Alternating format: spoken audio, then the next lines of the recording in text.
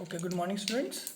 As you know, in last class we were discussing the achievements and limitations of Mendeleev periodic table. Mendeleeव की periodic table की हमने achievements और उसकी जो भी हमारे पास limitations थी वो हमने discuss करी. आज की क्लास में हम लोग we are going to discuss about modern periodic table and modern periodic law. ठीक है ना, उसमें लॉ जो यूज़ हुए, ठीक है ना. तो आज हम मॉडर्न पीरियडिक टेबल के बारे में पढ़ेंगे क्योंकि ये चैप्टर क्या है, क्लासिफिकेशन ऑफ एलिमेंट्स के ऊपर चैप्टर, ठीक है ना. तो मॉडर्न पीरियडिक लॉ, ठीक है ना. तो मॉडर्न पीरियडिक लॉ जो था टेबल का, इस पे जिस लॉ पे बेस था, जो लॉ जिस पे बेस था वो लॉ क्या था बेटा? वो लॉ था आपका कि it state that physical and chemical properties of the elements are a periodic function of their atomic number. मतलब जैसे जैसे उनका एटॉमिक नंबर चेंज होता है उनकी फिजिकल और केमिकल प्रॉपर्टीज चेंज होती हैं. तो मॉडर्न पीरियोडिक लॉ ने हमें ये बताया कि the chemical properties, chemical and physical properties depends upon atomic number. अब कैसे होता है ये देखना है. देखो बेटा, जैसे हम मेरे को पता है, जैसे मैं आपको बताया गया है कि हाइड्रोजन का किस पास इलेक्ट्रॉन कितने होते हैं? 1. सोडियम के पास इलेक्ट्रॉन कितने होते हैं बेटा? 11, सॉरी, ठीक है ना. और क्लोरीन के पास इलेक्ट्रॉन कितने होते हैं? 17, ठीक है ना. फ्लोरीन के पास, या फिर हाँ फ्लोरीन को ही बोले, ऑक्सीजन के पास कितने होते हैं बेटा? 8, ठीक है ना.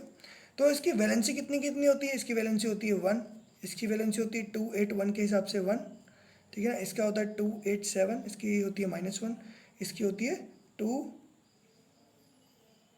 6. तो इसकी वैलेंसी कितनी होती है? 2.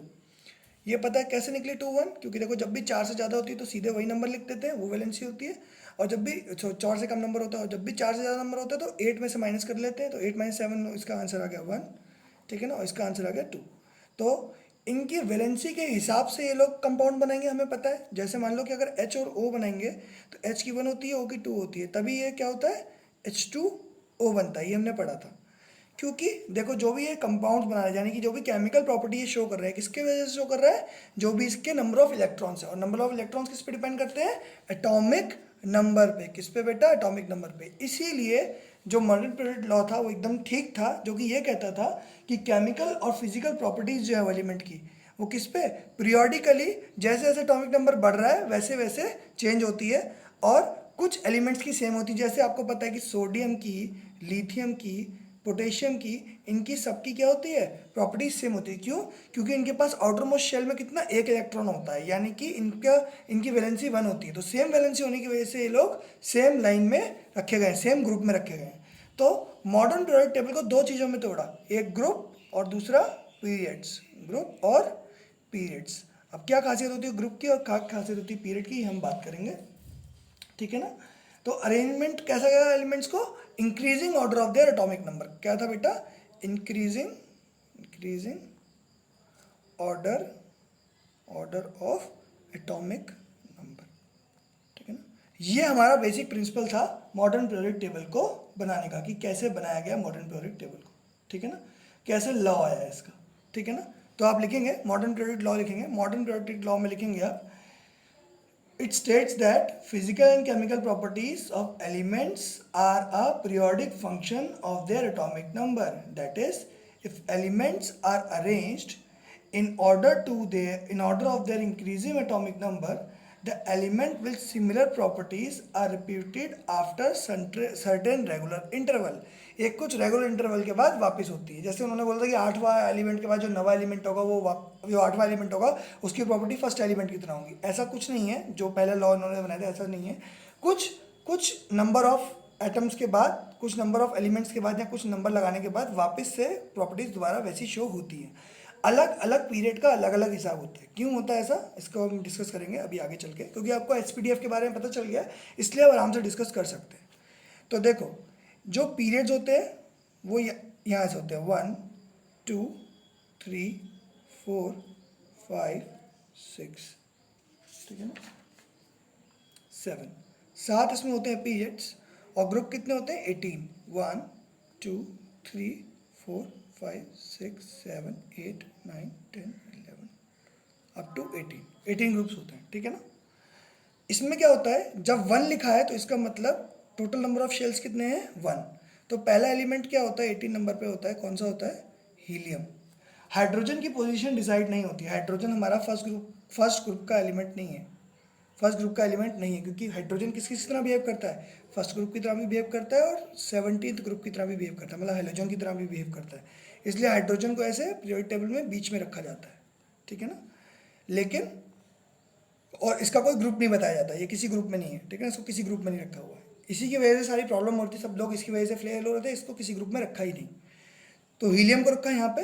अगला लिथियम आता है, ठीक है ना। तो हीलियम को सीधे 18th पे रखा, ठीक है ना। तो पहले पीरियड में सिर्फ 2 ही एलिमेंट्स हैं, पहले और आखिरी में, मतलब आखिरी में होना चाहिए था, पहले में होना चाहिए था, लेकिन पहले में आया नहीं। दूसरे ग्रुप में लिथियम है, लिथियम के बाद बेरिलियम है, ठीक है ना। बेरिलियम के बाद बोरॉन जो है वो हमारा कौन से ग्रुप में है, बोरॉन हमारे 13th ग्रुप में है। कौन से ग्रुप में, 13th ग्रुप से बोरॉन आता है। फिर आता है बोरॉन के बाद क्या आता है, कार्बन, नाइट्रोजन, ऑक्सीजन, फ्लोरीन और फिर नियोन। तो मतलब इस पीरियड में 1 2 3 4 5 6 7 8 एलिमेंट होंगे इस पीरियड में, क्योंकि सेकंड शेल में ये शेल 1 था, ये शेल 2 है, n की वैल्यू 2 है यहाँ पर।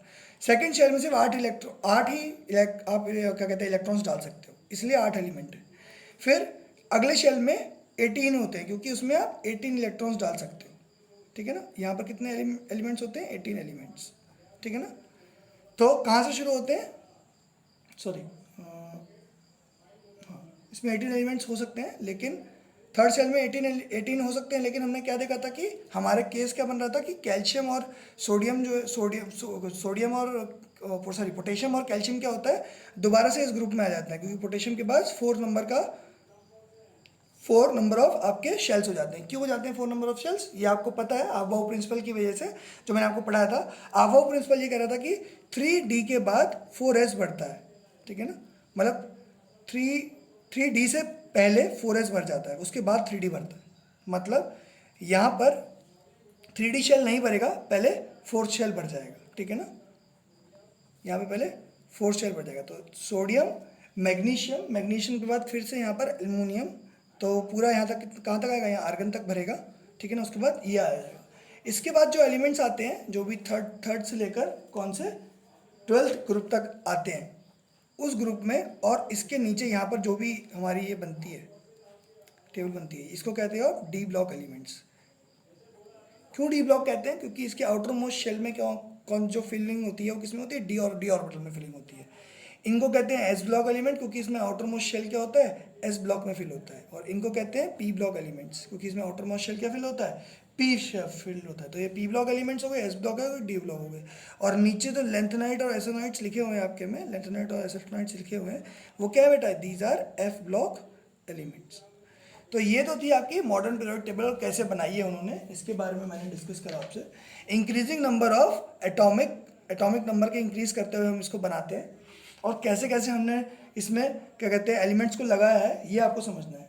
तो पीरियोडिसिटी का कॉज क्या था, ये मैंने आपको समझाया कि कैसे पीरियोडिसिटी आ रही है, कि आपने हर बार देखा कि इसमें नंबर ऑफ एलिमेंट्स बार में वैलेंस इलेक्ट्रॉन सेम है, तो केमिकल प्रॉपर्टीज सेम होगी इनकी, और फिजिकल प्रॉपर्टीज भी ऑलमोस्ट सेम होती है। तो इस वजह से क्या होता है, इनको हमने एक ऑर्डर में रख दिया है, और इसको बता दिया गया है, इसको ये बता दिया गया है यहाँ पे कि ये एक सा बिहेव करेंगे, और हमने इसका क्लासिफिकेशन करा है। This is how we have classified the elements, ठीक है ना। तो सबसे पहले द कॉज ऑफ पीरियोडिसिटी, तो मैं आपको बता दी, आप लिख लो cause of periodicity. The cause of periodicity in properties is the repetition of similar outer electronic configuration after a certain regular interval, ठीक है ना। इसका मतलब ये है, बताता हूँ बेटा, इसका मतलब ये है कि पीरियोडिसिटी दोबारा रिपीट क्यों आ रही है, क्योंकि आउटर मोस्ट शेल, जो electronic configuration outer most shell की, वो सेम है लगभग। देखो कैसे सेम है, मैं लिखता हूँ, एक ग्रुप लिखता हूँ, लिथियम, पहला ग्रुप जो है lithium, sodium, potassium, rubidium, caesium और फ्रेंशियम, इसको लिखा मैंने। अब इनके इलेक्ट्रॉनिक कॉन्फ़िगरेशन में आपको ऑलरेडी पढ़ा चुका हूँ सेकंड चैप्टर में, तो मैं दोबारा लिख देता हूँ आपके सामने। इसका क्या होता है, 1s2 2s1 होती है, 3 इलेक्ट्रॉन्स होंगे ना इसके पास कितने हैं, 11 है। तो कितना आएगा इसका आंसर, 1s2 2s2, 2p6, कितने हो गए 6, 2 8, 2 10। अगला वाला क्या आएगा 2s1, ठीक है ना। फिर इसको देखो 1s2, 2s2, 2p6, ठीक है ना, 3s1, 3s1, तो 3s2, 3p6, और यहाँ पर क्या जाएगा 4s1। 3D क्यों नहीं बढ़ता, क्योंकि 3D का जो एनर्जी होती है वो ज़्यादा होती है, इस 4s के बाद 3D बढ़ता है, तो 4s1, 4s2, यानी कि पोटेशियम के बाद में 4s1 भरेगा, फिर कैल्शियम में 4s2 भरेगा, फिर उसके बाद जो आपका जो आपका क्या आएगा स्कैंडियम आएगा, उसमें क्या होगा 4s2 के बाद 3D1 भरेगा, ठीक है ना। उसके बाद क्या भरेगा 3D1, इसलिए वो डी ब्लॉक एलिमेंट है, क्योंकि उसका आखिरी जो इलेक्ट्रॉन कहाँ जा रहा है डी से ऑर्बिटल में जा रहा है, तो उसको बोल दिया हमने डी ब्लॉक एलिमेंट। ये एस ब्लॉक एलिमेंट है, दिख रहे हो सब में लास्ट में एस फिल हो रहा है। फिर से देखते हैं, तो यहीं तक मान लेते हैं। इसके पहले इसको और किस तरह से लिख सकते हैं, ऐसे लिख सकते थे आर्गन इंटू 4s1, आर्गन के बाद 4s1, यहाँ पर नियॉन के बाद 3s1 लिख सकते थे, यहाँ पर हीलियम के बाद 2s1 लिख सकते थे। ऐसे ही यहाँ पर क्या होता है बेटा आपके पास, यहाँ पर होता है क्रिप्टॉन। रुबिडियम के पास क्या होता है बेटा, क्रिप्टॉन होता है। क्रिप्टॉन के बाद क्या आएगा 5s1 आएगा, ठीक है ना। क्रिप्टॉन का जो आउटरमोस्ट शेल है जहाँ तक फिल हो जाएगा फुल, उसके बाद क्या आ जाएगा 5s1 आ जाएगा। तो लास्ट और जो बाहर वाला ऑर्बिटल जो भी फिल हो रहा है वो कौन सा है बेटा, एस ऑर्बिटल, फिफ्थ शेल का एस ऑर्बिटल। और ये भी समझ में आ रहा है कि इसमें शेल 5 हो जाएंगे। देखो यहाँ पर 2 शेल या 3 शेल या 4 शेल या 5 शेल या 6 शेल या 7 शेल, शेल्स भी इंक्रीज हो रहे हैं। फिर क्रिप्टॉन के बाद क्या आएगा बेटा, क्रिप्टॉन के बाद यहाँ पर आएगा जिनॉन, जिनॉन के बाद साथ क्या होगा यहाँ पर 6s1 होगा। इसका आउटरमोस्ट शेल कॉन्फ़िगरेशन ये होगी। और इसका क्या आएगा फ्रंशियम का, रेंडन के साथ 7s1 फिलिंग। जैसे आपने ये फिल किया तो आपने देखा कि आउटर मोस्ट कॉन्फ़िगरेशन देख रहे हो आप, इसकी क्या है बेटा, सब जगह एस है। सारी की सारी आउटर मोस्ट कॉन्फ़िगरेशन सेम होने की वजह से ये क्या है सारे बेटा, ये सारे एक सी प्रॉपर्टीज शो करते हैं, एक से केमिकल प्रॉपर्टीज शो करते हैं, मतलब जो रिएक्शन है उनकी एक सी होगी, ठीक है ना, क्योंकि वैलेंसी सेम है। ऐसे ही मैं एक काम करता हूँ, 17th ग्रुप के बारे में भी देख लेते हैं, एक और ग्रुप को देख लेते हैं पीरियोडिसिटी को देखने के लिए। 17th ग्रुप किसका है, हेलोजन ग्रुप। क्या कहते हैं इसे, हेलोजन ग्रुप। नाम याद रखना बेटा, इसको कहते हैं हेलोजन ग्रुप। इसको क्या कहते हैं बेटा, अल्कली मेटल्स, इसको क्या कहते हैं, अल्कली मेटल्स, ठीक है ना। और जो ग्रुप 2 होता है, ग्रुप 2 है जो, उसका नाम क्या है, अल्कली अर्थ मेटल, दोनों मेटल्स ही हैं। इसको अल्कली मेटल बोला, इसको अल्कली अर्थ मेटल बोलता है। और डी ब्लॉक एलिमेंट के जितने भी मेटल्स होते हैं उनको क्या बोलते हैं हम लोग, उनको बोलते हैं हम लोग ट्रांजिशन एलिमेंट, ठीक है ना, ट्रांजिशन एलिमेंट, ठीक है ना, उनको कहते हैं ट्रांजिशन मेटल्स। देखते हैं alkali earth metal. Alkali earth metal की अगर मैं आउटरमोस्ट कॉन्फ़िगरेशन लिख के दिखाऊंगा तो क्या आएगी, 1s2, 2s2। क्या है सबसे पहले, कौन सा है, स्टार्ट किससे होता है ये, Be, बेरिलियम का से, फिर उसके बाद मैग्नीशियम आता है, फिर कैल्शियम आता है, ठीक है ना। कैल्शियम के बाद क्या आता है, स्ट्रोंशियम आता है, स्ट्रोंशियम के बाद बेरियम आता है, फिर आता है रेडियम, ठीक है ना। तो इसकी कॉन्फ़िगरेशन लिख देते हैं 1s2, 2s2। फिर अगली वाली कॉन्फ़िगरेशन में ऐसे लिख सकता हूँ, अगली वाली कॉन्फ़िगरेशन में लिख सकता हूँ नियॉन, उसके बाद 3s2, ठीक है ना। नियॉन के बाद मैं लिख सकता हूँ आर्गन, आर्गन के बाद क्या लिखूँगा 4s2, ठीक है ना। आर्गन के बाद लिखूँगा क्रिप्टॉन, फिर जिनॉन और रेंडन, और आगे क्या लिखना है 4s2 के बाद 5s2, 6s2, 7s2, ठीक है ना। शेल भी बढ़ते जा रहे हैं, देखो शेल पीरियड से होते हैं, नंबर ऑफ शेल बताते हैं, जितना ही नंबर पीरियड होगा उतना ही नंबर शेल होगा। और ग्रुप्स बताते हैं सेम नंबर ऑफ वैलेंसी, ठीक है ना। आउटर मोस्ट जो फिल होगा, जो भी आपका इलेक्ट्रॉन फिल होगा वो सेम ऑर्बिटल में फिल होगा, ठीक है ना। तो हेलोजन ग्रुप की बात कर रहे थे हम, FCl, Br, I और फिर ऑन्टनम होता है लास्ट, ठीक है ना। क्या होता है बेटा, AT, एस्टेटाइन, और फिर उसके बाद TSB आएगा, ठीक है ना। टेबल में देखें ना TSB। तो इनकी कॉन्फ़िगरेशन कैसे होगी, देखो F फ्लोरीन की कॉन्फ़िगरेशन क्या होती है, फ्लोरीन के पास कितने नंबर ऑफ इलेक्ट्रॉन्स होते हैं, 9। तो 9 इलेक्ट्रॉन्स के लिए क्या होगा, देखो शुरू करेंगे 1s2, 2s2, 2p6, कितने हो गए ये, ऐसे लिखते हैं यहाँ पर कितने आ गए, 6, 4, 10 आ गए, लेकिन आंसर तो 9 था, तो 2p भी कितना होगा 5 होगा। समझ में आया बेटा ये वाली बात? 2 2 4 और 5। तो आपने देखा कि p ऑर्बिटल लास्ट में फिल हुआ तो इसको क्या कहते हैं? p ब्लॉक एलिमेंट कहते हैं। ये क्या है? p ब्लॉक एलिमेंट है, एलिमेंट, क्योंकि आखिरी जो अभी फिल हो रहा है वो कहाँ पे फिल हो रहा है? p में फिल हो रहा है, ठीक है ना। तो इसको हम और क्या लिख सकते थे? इसको हम लिख सकते हैं हीलियम, हीलियम ना, हाँ, helium into 2s2 into 2p6 2p5, ठीक है ना। ऐसे ही क्लोरीन के लिए लिखना है। क्लोरीन के लिए क्या लिख सकते हैं हम लोग? नियॉन। नियॉन के बाद क्या बनना है हमको? 3s1 3p5, ठीक है ना। सॉरी 3s2 3p5, ठीक है ना, 3s2 3p5। उसके बाद हम क्या लिख सकते हैं नियॉन के बाद? नियॉन के बाद हम लिखेंगे आर्गन। आर्गन के बाद फिर लिखेंगे हम लोग 4s2 4p5, ठीक है ना। आर्गन के बाद लिखेंगे क्रिप्टॉन, जीनॉन और रेंडन, ठीक है ना, क्रिप्टॉन, जीनॉन और रेंडन। और यहाँ लिख देंगे हम 4 की जगह लिखेंगे 5s2 5p5, 6s2 6p5, 7s2 7p5, ठीक है ना। जो ऊपर नंबर लिखा है वो क्या है? नंबर ऑफ इलेक्ट्रॉन्स कितने हैं उसमें? p ऑर्बिटल है, और जो आगे नंबर लिखा होता है 3 वो क्या होता है? नंबर ऑफ शेल, ठीक है ना। तो ऐसे हम लिखते हैं इलेक्ट्रॉनिक कॉन्फ़िगरेशन। और इसकी कॉन्फ़िगरेशन भी देखेंगे, सबके बाद लास्ट में क्या है? p5 p5 p5 p5 p5 p5। इसलिए इनकी प्रॉपर्टीज जो केमिकल प्रॉपर्टीज होंगी वो सब सेम होंगी। तो एक ग्रुप में सबकी केमिकल प्रॉपर्टीज सेम होगी क्योंकि उनकी वैलेंसी सेम होती है। एक पीरियड में सबके नंबर ऑफ शेल सेम होंगे क्योंकि नंबर ऑफ शेल वहाँ पर हमने पीरियड्स को नंबर ऑफ शेल के हिसाब से बांटा है, ठीक है ना। तो एक पीरियोडिक टेबल में अगर जैसे मान लो कोई एलिमेंट लिखा हुआ है ऐसे डब्बे के अंदर, तो कैसे लिखते हैं? यहाँ पर होता है सिंबल, यहाँ पर होता है सिंबल, मान लो कोई एक सिंबल है, सिंबल, ठीक है ना। इसके ऊपर टॉप पे क्या लिखा होता है? इसका एटॉमिक नंबर, एटॉमिक नंबर जिसको हम किससे डिनोट करते हैं? Z से। नीचे क्या लिखा होता है? यहाँ पर लिखा होता है A, जिसको हम कहते हैं एटॉमिक मास, एटॉमिक मास।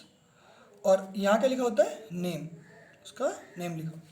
तो एक हमारी जो पीरियोडिक टेबल होती है उसमें जब भी हमारी पीरियोडिक टेबल बनाते हैं तो एक जिस भी बॉक्स में हम लोग किसी अगर एलिमेंट को सिंबलाइज करते हैं तो उसका सिंबल लिखते हैं, उसका नेम लिखते हैं, एटॉमिक नंबर लिखते हैं और उसका मास लिखते हैं। तो इससे उस एटम के बारे में सारी बातें पता चल जाएंगी कि उस एटम में कितने इलेक्ट्रॉन्स हैं। तो देख के बता सकते हो कितने इलेक्ट्रॉन्स है। एटॉमिक नंबर बता दिया मैंने 10, तो इसका मतलब 10 इलेक्ट्रॉन्स है, ठीक है ना। नाम क्या है उसका? नियॉन है नाम, 10 इलेक्ट्रॉन वाले का नाम। उसका मास कितना है? ऑलरेडी मास दिया हुआ है कि नियॉन का मास 20 होता है, तो नियॉन का मास 20 हो गया, नाम उसमें नियॉन लिखा ही हुआ है। तो सारी बातें पता चल गई मेरे को। तो जब जैसे मेरे को मास उसका 20 पता चला तो मुझे ये पता चल गया कि नंबर ऑफ न्यूट्रॉन्स कितने हैं उसमें? 10 है। तो इलेक्ट्रॉन्स का नंबर भी बता सकते हैं, प्रोटॉन्स का नंबर भी बता सकते हैं और न्यूट्रॉन्स का नंबर भी बता सकते हैं, ठीक है ना। इलेक्ट्रॉन्स और प्रोटॉन्स किसके बराबर होते हैं? Z के बराबर होते हैं, और न्यूट्रॉन्स होता है A-Z के बराबर, ठीक है ना। ये मैं आपको ऑलरेडी फर्स्ट चैप्टर में बता चुका हूँ, ठीक है ना। या मैंने एक बार और रिपीट कर दिया आपके सामने, ठीक है ना। तो long form of periodic table, ठीक है ना, इन्होंने आपको दिखाई है, ठीक है ना। ये एक्चुअली बोर ने बताई थी, ठीक है ना। इसमें बोर का बहुत ज़्यादा कंट्रीब्यूशन था इस टेबल को बताने में। तो आप ऐसा सोच सकते हो कि हाँ, बोर ने बहुत हेल्प करी थी इसको मॉडर्न पीरियोडिक लॉ को बनाने में। तो अब आपको ये बात तो समझ में आ गई कि मॉडर्न पीरियोडिक टेबल जो है वो कैसे इन्होंने बनाई, कैसे इन्होंने उसमें क्लासिफिकेशन किए, कैसे उन्होंने अलग अलग किए, ठीक है ना। कि ऐसे ब्लॉक्स एलिमेंट बनाए। ब्लॉक्स क्यों बोला? क्योंकि उसके आउटर मोस्ट फेल शेल, जो आउटर मोस्ट शेल है वो जिस ऑर्बिटल में फिल हुई है, आउटर मोस्ट शेल की जो ऑर्बिटल फिल हुआ है लास्टली, वो उस ब्लॉक का एलिमेंट होता है। डी ब्लॉक मतलब आउटर मोस्ट शेल जो है वो डी में, आउटर मोस्ट जो इलेक्ट्रॉन होगा, सबसे आखिरी इलेक्ट्रॉन होगा वो डी शेल में गया होगा। इसमें किस में गया होगा? एस शेल में गया होगा। इसमें पी शेल में गया होगा, यहाँ पर एफ शेल में गया होगा। इसलिए ये ऐसे ऐसे अलग करे गए हैं, ठीक है ना। इनको ऐसे ऐसे अलग किया गया है। इनके बारे में बहुत डीपली हम लोग इन अलग अलग पढ़ेंगे, ठीक है ना। पूरा एक चैप्टर आपके पास एस ब्लॉक एलिमेंट के ऊपर पूरा चैप्टर है, पी ब्लॉक के ऊपर पूरा चैप्टर है, ठीक है ना। 12th में एफ और डी और एफ ब्लॉक के ऊपर भी पूरा चैप्टर है, ठीक है ना। तो ये चैप्टर्स इसके लिए हम पक्का पढ़ेंगे, इनके बारे में बहुत अच्छे से पढ़ेंगे। बस अभी हमें तो क्लासिफिकेशन देखना है, तो हम सिर्फ क्लासिफिकेशन पे जाएंगे, ये कैसे क्लासिफिकेशन कर रहे हैं हम लोग, ठीक है ना। तो ग्रुप्स और इसके बारे में आप लिखिए इसमें मॉडर्न पीरियोडिक टेबल में। सबसे पहले आपने लॉ लिख लिया, उसके बाद आपने देखा कि कैसे इनके ये मतलब अलग हम कर रहे हैं, हम ग्रुप वाइज कैसे अलग कर रहे हैं। तो आप लिखिए there are 18 groups and 7 periods in modern periodic table. The groups denote the similar valency, मतलब एक ग्रुप के एलिमेंट्स के पास सेम वैलेंसी होगी, similar valency. Whereas periods notes the number of shells present for number of shells present, that means जो भी number of period है उतना ही नंबर ऑफ शेल होंगे उसके पास। तो एक पीरियड में सबके शेल नंबर सेम होंगे, ठीक है ना, एक पीरियड के सबके शेल नंबर सेम होंगे। फॉर एग्जांपल इसके पास भी देखा आपने, एफ के पास भी सेम शेल है, बीई के पास भी सेम शेल है, और इसके पास भी सेम शेल है। कितने शेल है? 2 शेल। इसके पास भी 2 शेल थे, इसके पास भी 2 शेल है, और इसके पास भी ऑटोमोस्ट देखो 2 ही शेल तो है, ठीक है ना। यानी कि एक पीरियड में अगर लिखे हुए हैं तो उसमें नंबर ऑफ शेल्स क्या हो जाएंगे? सेम हो जाएंगे, ठीक है ना, नंबर ऑफ शेल्स सेम हो जाएंगे, नंबर ऑफ शेल्स एक से होंगे।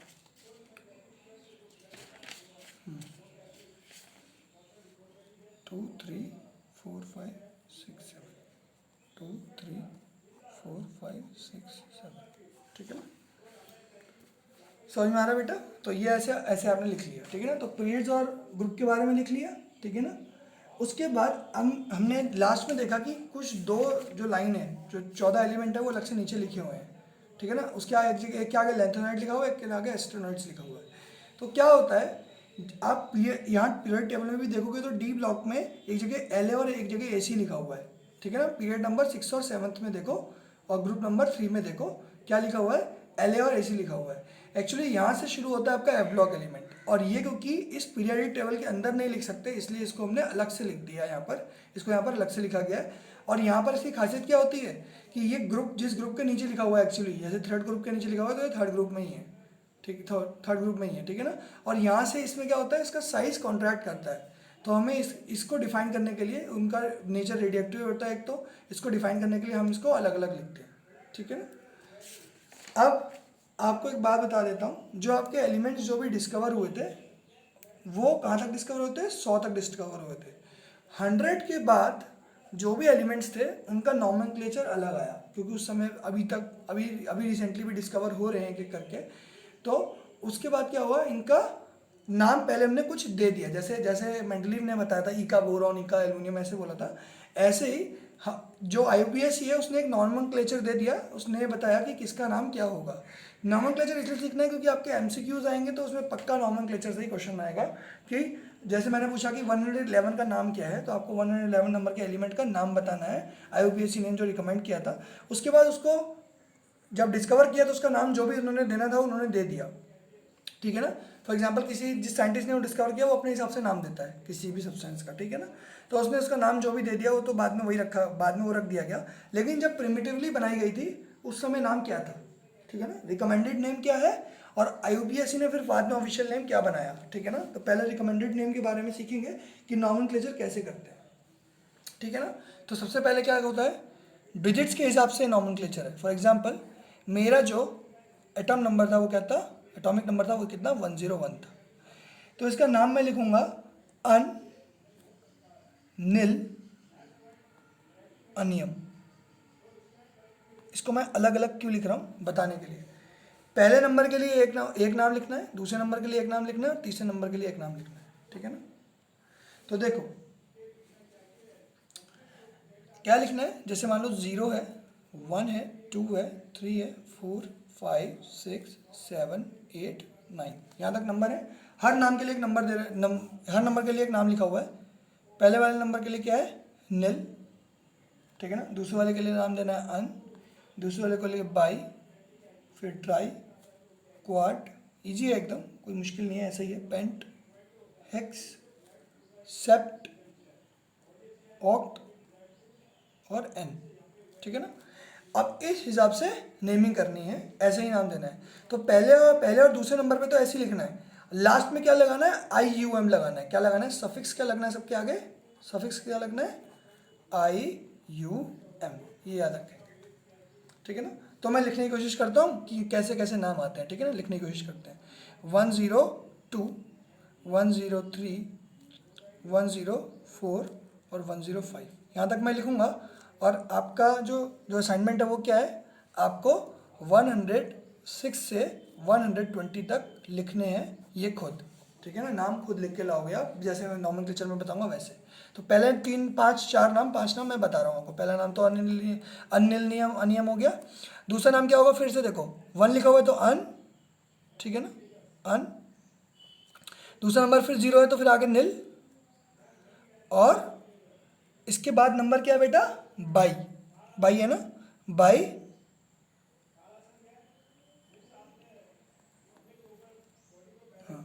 यूएम, ठीक है ना।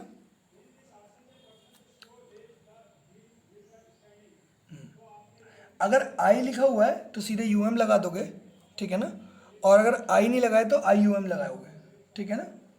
ठीक है, समझ में आया। जैसे ट्राई है, क्वाड है तो क्वाडियम लिखोगे, ठीक है ना। नील के आगे नीलियम लिखोगे, ठीक है ना। अन के आगे अनियम लिखोगे, तो आई एक एक्स्ट्रा लगा दोगे। या फिर ऐसे मान लो कि सफिक्स आपका यूएम है और यहाँ यूनी लिख लो, बाई क्वाडी लिख लो, यहाँ पेंटी लिख लो, पेंटियम होगा यहाँ पर, यहाँ एक्सियम होगा, सेप्टियम होगा, ऑक्टियम होगा, एनियम होगा, ठीक है ना। पहला नाम ये हो गया। दूसरा नाम क्या है, दूसरा नाम फिर से अन, फिर से नील, और फिर इसका लिखूंगा मैं ट्राइयम, ठीक है ना। तो अनिल ट्रियम, ठीक है ना, अनिल ट्रियम। इसका नाम क्या होगा, अनिल क्वाडियम, ठीक है ना, क्या होगा, क्वाडियम। इसका नंबर होगा एन, अनिल पेंटियम, ठीक है ना, अनिल पेंटियम। तो this is how you write the names of unknown substance that are not discovered until that time, जब ये मॉडर्न पीरियड टेबल बनी थी। अब ये टेबल बन गई है तो इनके नाम भी आ गए हैं। तो वंस आप मेरे को एक बार ये बताओगे कि आपके क्या क्या नाम आए थे, तो मैं उनके नाम बता दूंगा। जैसे ये 5 लिखे, इन 5 के मैं नाम बता देता हूँ आपको। इसका नाम इन्होंने रखा था मेंडलीवियम, ठीक है ना, क्योंकि ये मेंडलीव को श्रद्धांजलि देने के लिए बनाया होगा, इन्होंने लिख दिया होगा, इसका नाम लिखा मेंडलीवियम। इसका नाम क्या लिखा, 102 का नाम लिखा नोबलियम, ठीक है ना। इस सबका साइंटिस्ट के नेम पे ही है। इसका नाम क्या है, लॉरेंसियम, लॉरेंस का था तो लॉरेंसियम लिख दिया इसको, ठीक है ना। इसका नाम लिखा इन्होंने रदरफोर्डियम, ठीक है ना। 105 का नाम लिखा इन्होंने डबनियम,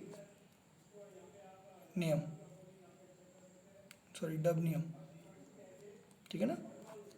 इसको काट के दोबारा लिख देते हैं, डबनियम, ठीक है बेटा। तो समझ में आ रहा है ना आपको कि इनके नाम कैसे दिए हैं, सिर्फ साइंटिस्ट के नाम आगे यूएम लिख दिया और उसको नाम बना दिया। तो इनका पहले जो सिंबल था वो कैसा था, पहले शब्द लिखने हैं UNU, ठीक है ना। पहला नाम क्या था, इसका सिंबल क्या होगा, देखो फर्स्ट UNU, तो इसका नाम सिंबल क्या हो गया, UNU, ठीक है ना, ऐसे लिख देते हैं UNU, ठीक है ना। दूसरे का सिंबल क्या होगा, UNB, तो UNB। तीसरे का सिंबल क्या होगा, UNT, इसका होगा UNQ। समझ में आ रहा है बेटा। ऐसे करके इन्होंने नाम सबके बनाए हैं, ठीक है ना। ऐसे करके नाम इन्होंने सबके बनाए हैं। इसका क्या आ जाएगा, UNP, ठीक है ना, UNP। तो पहले सिंबल ये थे, बाद में सिंबल क्या हुआ, मेंडलीव का नाम मेंडलीव था, MD लिख दिया, ठीक है ना। नोबल का नाम NO लिख लिया, लॉरेंस का नाम LR लिख लिया, रदरफोर्ड का नाम RF लिख लिया, क्योंकि RU ऑलरेडी होता है, ठीक है ना, RF लिख लिया। ऐसे ही DB का नाम क्या DBM का नाम DB लिख दिया, ठीक है ना। ऐसे करके इन्होंने फिर से नेमिंग दी, ठीक है ना। समझ में आ रहा है बेटा ये वाली बात, ठीक है ना। ऐसे करके इन्होंने यहाँ पर नए एलिमेंट्स के नाम बताए हैं, ठीक है ना। तो हम ऐसे करके नाम लिख सकते हैं। हमें एक एक करके नाम याद करने पड़ेंगे। 120 तक है ऑलरेडी ये। टोटल कितने एलिमेंट्स अभी तक बने हुए हैं आपके, अभी तक जितने पता है वो 114 है। वैसे तो 118 हो गए हैं, लेकिन 114 एलिमेंट आप मान के चलो कि आपको कितने अभी तक पता है, क्योंकि बुक्स में कितना लिखा है, 114 लिखा हुआ है, उसको अपडेट नहीं किया है। तो 114 एलिमेंट्स है। आप 120 तक नेमिंग कर सकते हो पूरी, ठीक है ना, 120 तक पूरी नेमिंग कर सकते हो। और 118 तक ही अभी हमने, मतलब जो मॉडर्न पीरियड टेबल की स्पेस है वो 118 तक ही है, उससे ऊपर नहीं है, ठीक है ना। तो मे भी हो सकता है कुछ एलिमेंट्स ऐसे हों, बाहर यूनिवर्स में ऐसे एलिमेंट्स हो जो इनका मास इससे भी, एटॉमिक नंबर इससे भी ज़्यादा हो, तो वो कैसे क्या कहते हैं एग्जिस्ट कर रहे होंगे, क्या होंगे, इसके बारे में भी हम नहीं जानते, लेकिन मे बी अगर फ्यूचर में अगर डिस्कवर करा तो हो सकता है जान जाए, ठीक है ना। तो हम लोग बना सकते थे टेबल को कितना भी बड़ा बना सकते हैं इसके हिसाब से, क्योंकि हमें एक लॉ पता चल गया, उस लॉ के हिसाब से सब बेस हो रहे हैं कि अगर इसका इतना नंबर होगा तो ये इसकी तरह बिहेव करेगा, इसका इतना नंबर होगा तो इसकी तरह बिहेव करेगा, हम ये बता सकते हैं।